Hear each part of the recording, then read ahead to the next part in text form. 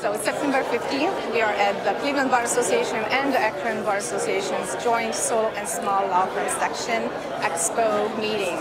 And Expo day is usually once a year, and I'm very excited to be on next. We are right after lunch, and I'm going to be talking about the 5 tips about financial management and what are the best practices to make somebody's law firm, and especially the financial part, better. I'm very excited. Talk to you soon. So we can try to stay on schedule. Okay, our next speaker is going to be talking to us about best practices for financial management. I know these are the topics on a Friday afternoon that maybe aren't what you want to spend your time thinking about, but these are the things that we have to think about from a business perspective, which is why you're here. Our speaker is Borbala Banto. She's a CPA. She owns Better Numbers for Lawyers, and I think you guys will really get a lot out of this. Welcome to Borbala. Thank you. Thank you, Ashley. First of all, we have this gift basket here. If any of you did not put your business card or your information into the fishbowl, Sophia is going to go around and collect them. It has chocolate, wines, 3 very good business books, and some Eastern European goodies, hard liquor and other stuff. So you might enjoy it after my session.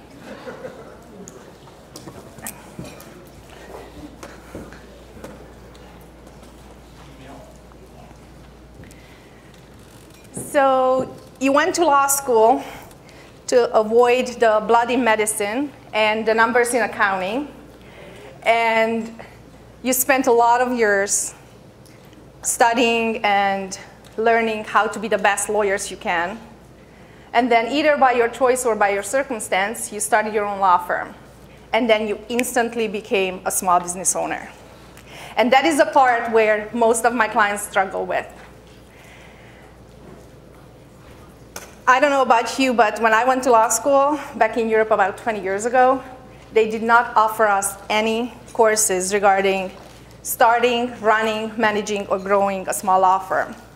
So that's why it's such a privilege that today I can run a CPA and business advising firm that helps small law firm owners across the country with their financial management. And I have the privilege of helping them get friends with their numbers, to have total control over their finances. So they can have peace of mind, and also they can do something about it before it's too late. Now you see the struggle that a lot of my clients have is this mindset that building $1 million law firm, building even a $500,000 law firm, or even a $250,000 law firm has to be left to luck. And you know, it is not the product of luck when you meet the owner of $1 million law firm. It is the product of education, information, systems, procedures, support, accountability, and packing away all the excuses and just doing massive action about your law firm. Now, we're going to be talking about a couple of best practices that you might be able to take and implement in your small law firm tomorrow morning. And they would help you to run a better practice, keep more money in your account, and just have more fun and more predictability in your law firm.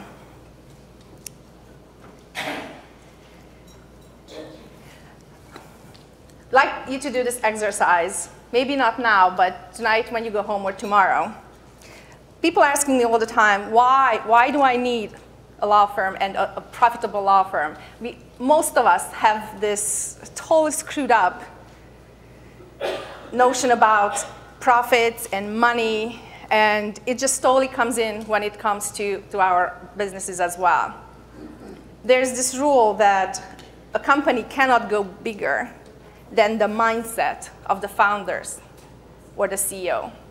And that's where I get this question a lot, why do I need more profits? But I have to tell you, this is what we teach to our clients, and this is why we started a podcast as well, just to talk to successful solo or small law firm owners and see what they're doing and try to mimic it. And I can tell you, all of them did this exercise.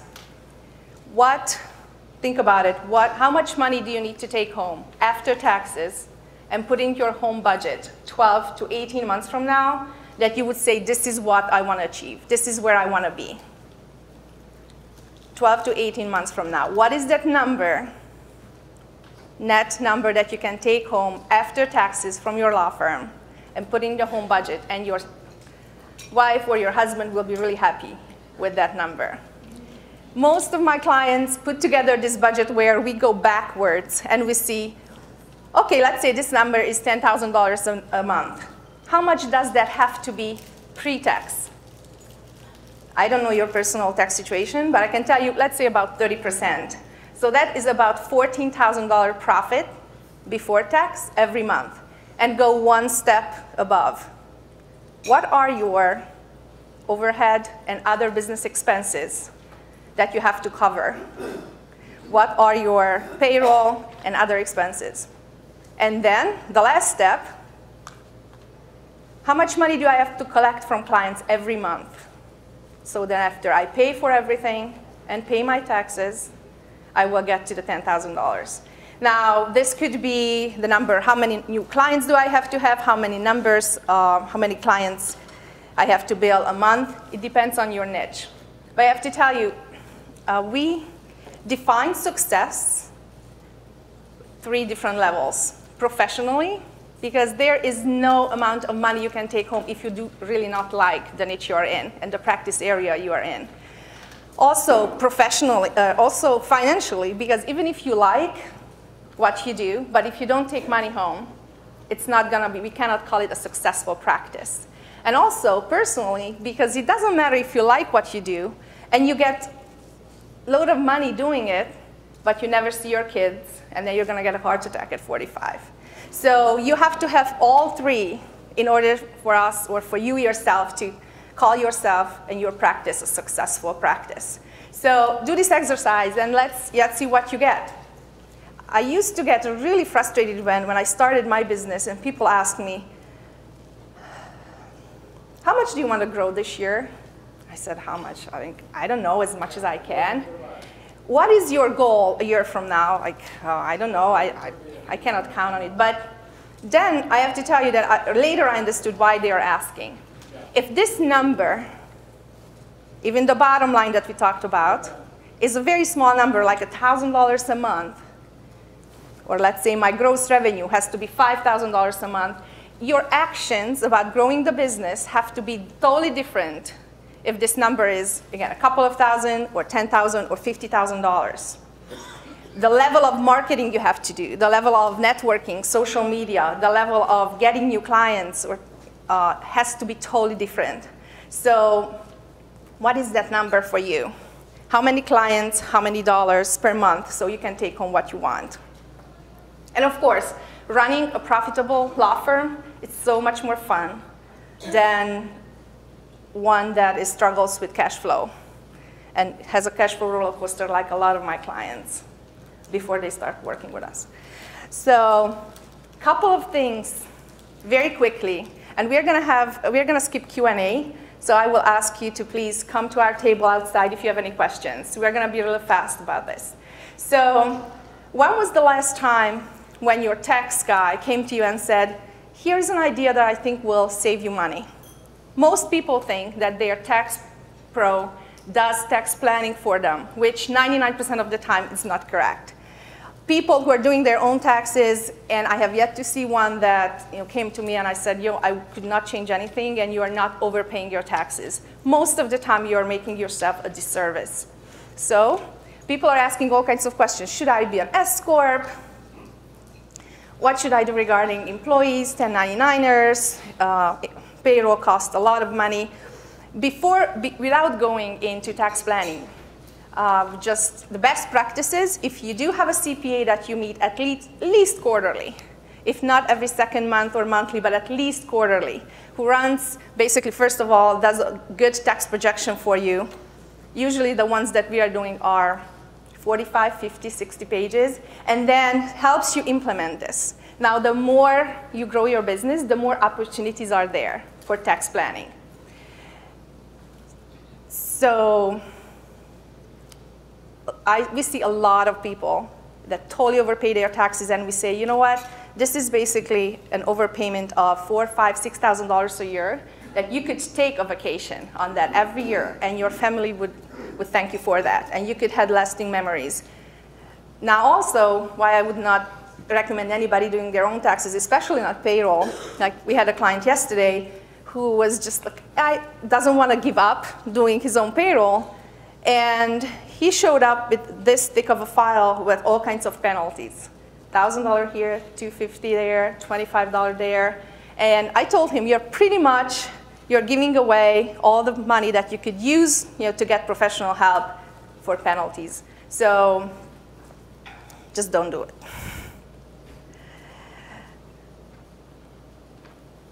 Best practice regarding bookkeeping.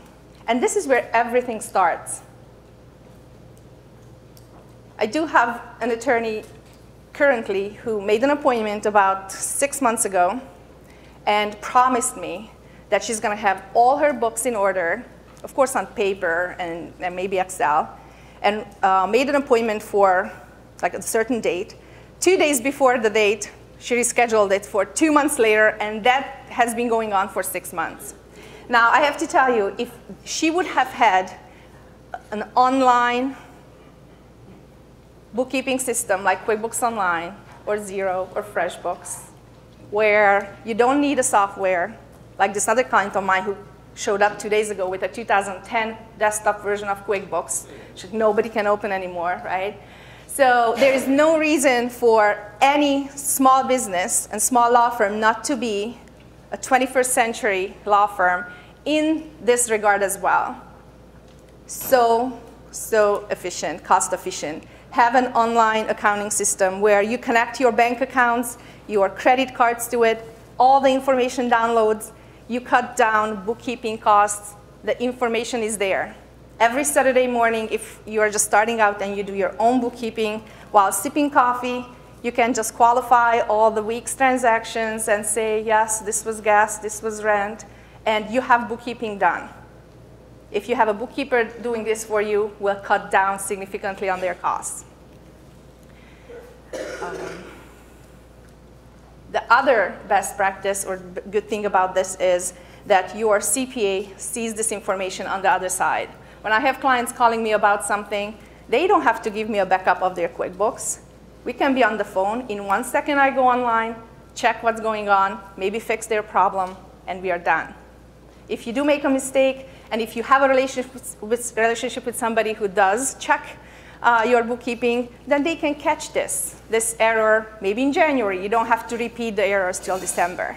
And also, you don't have to take 3-4 days in January or February to get all your receipts out and just give up at the end and then say, I don't even care about more expenses. I'm done with this. I hate this. Or, as a lot of lawyers do, just not file. Currently have at least half a dozen clients who started their practice 5-6 years ago. They just got behind and never caught up. And just imagine those penalties when we're going to file. So get your data in the cloud. And we can talk about if it's safe or not. That's another issue. Everybody's doing it. You just have to do it.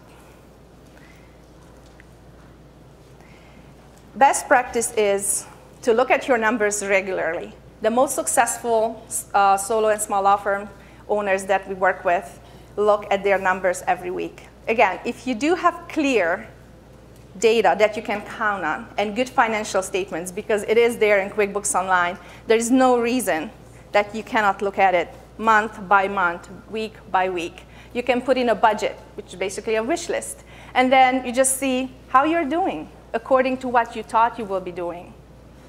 The best practice is if you have an accountability coach, somebody who you can share this data with and looks at it with you together.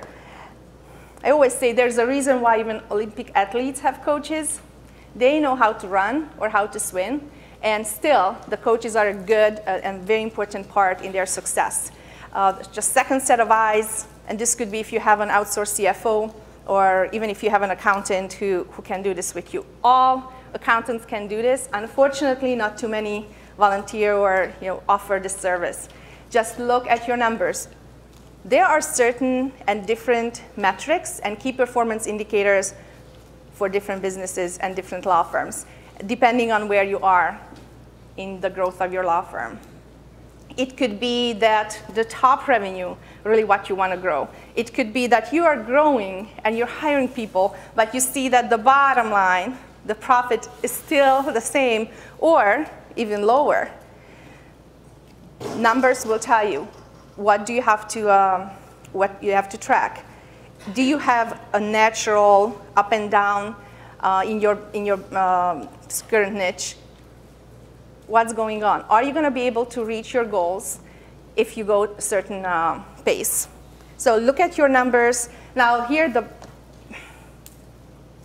biggest issue with special attorneys, when they come to me, they say, well, I'm an attorney, I'm seasoned, and the only time I really feel awkward when I see my CPA, because I have no idea what she's or he's talking about.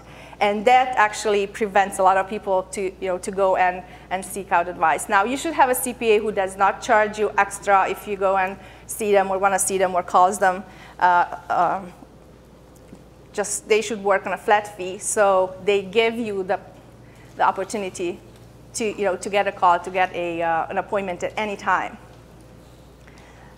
You should have somebody that you work with who you're comfortable with, and they do not talk legalese and accountings. They just talk simple language, and they sit down next to you, hug you if they see red, or help you if you have questions.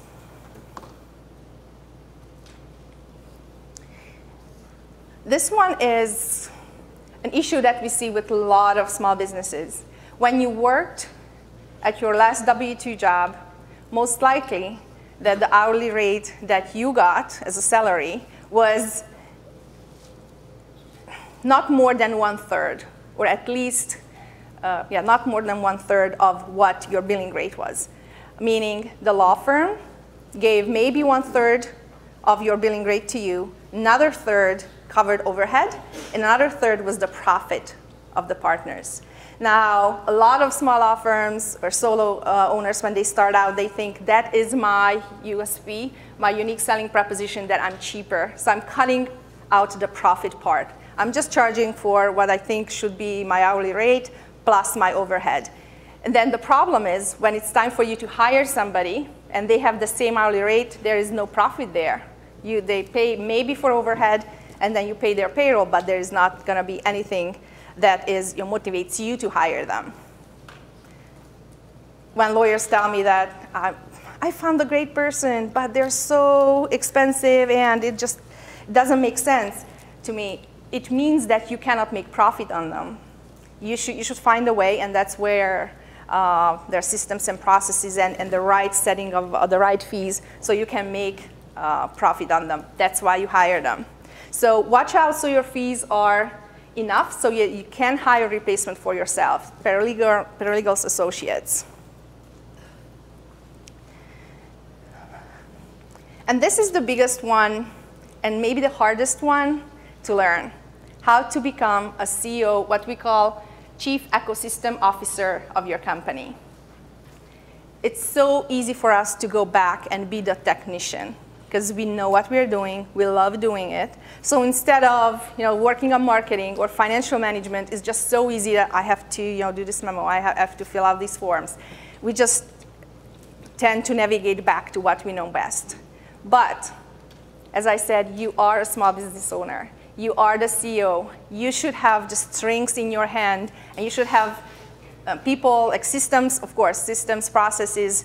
You should delegate, and also think about all the aspects of the business: marketing, management, client support, financial management. I talk to so many people who say, I just don't have time to look at my bank account. I just don't have time to put the bookkeeping system in order. Maybe later, I'm too small. But by that time, they really get busy. They don't have any systems, so it just becomes a disaster. Either by overdrawing on accounts or missing deadlines, you just have to have systems, and you have to consider yourself as a CEO. Now, also, as how big companies have board of advisors, just imagine if small businesses, even law firms, would have kind of a board of advisors, board of directors around them, like a good business attorney, a good banker, a good insurance agent, a good CPA, a good financial advisor. And just imagine, before making bigger business decision, if you would have all these people around a table for a breakfast, for lunch, and just get their opinion about anything that's going on in your law firm. We've seen this work in so many small law firms, and it works greatly. Basically, you just have to reach out. You have to find the necessary people who are really, like, they're focused on your niche, and they're really, really excited about your business, to see your business grow. Allocate time to do this, either if it's Saturday morning or if it's sometimes at night, whatever fits your schedule. But allocate time to do the management of your firm, and especially the financial management.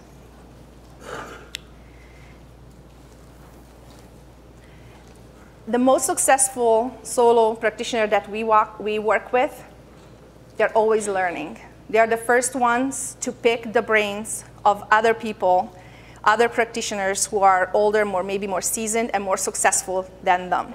That's why when we started the podcast, and also when we started the Beyond the Numbers Club, which is a virtual roundtable of successful solo and small law firm owners, and maybe a couple of other business owners that want to share what they know.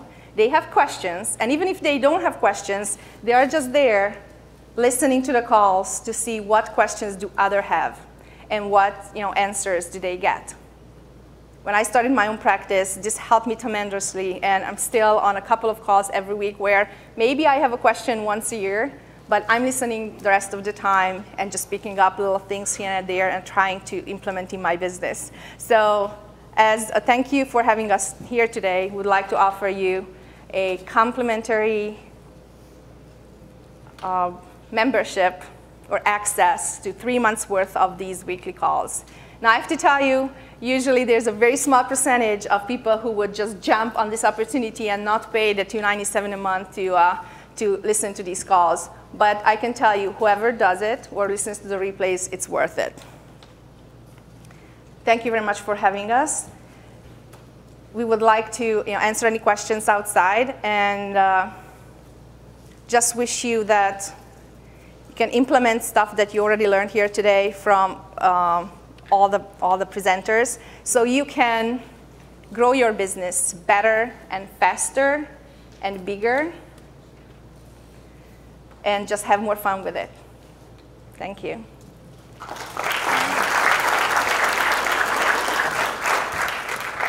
And Ashley's going to draw the card.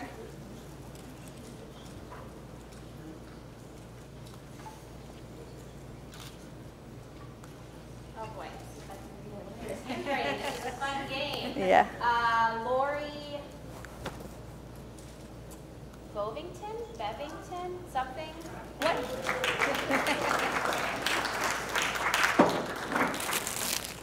Lori, Yeah. what is your last name? Okay. Now that you said that, that does look like Bovington.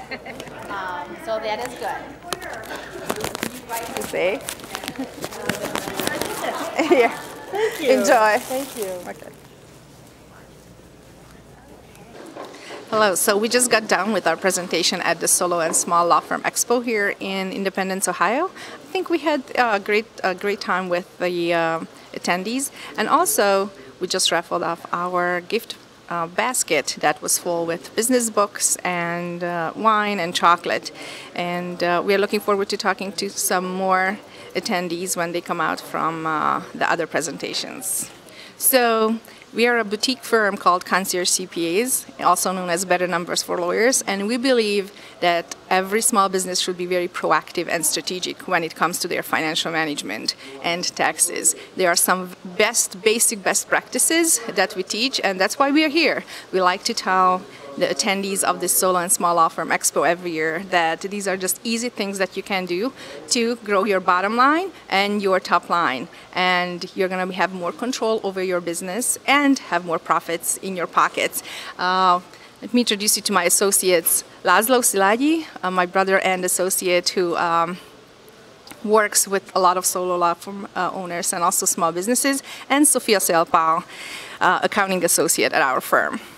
Les, why do you like to come here every year? In addition to networking, I also like to listen to all the other presentations. And they always talk about interesting things that interest small law firm owners, such as marketing and management. And this expo is a great experience both for us and to the attendees. It's really great to come to this yearly expo because we get to meet with our current clients and network with new prospective clients and meet a lot of other firms that, you know, we can get referrals from or give referrals as well. So it's a good networking opportunity.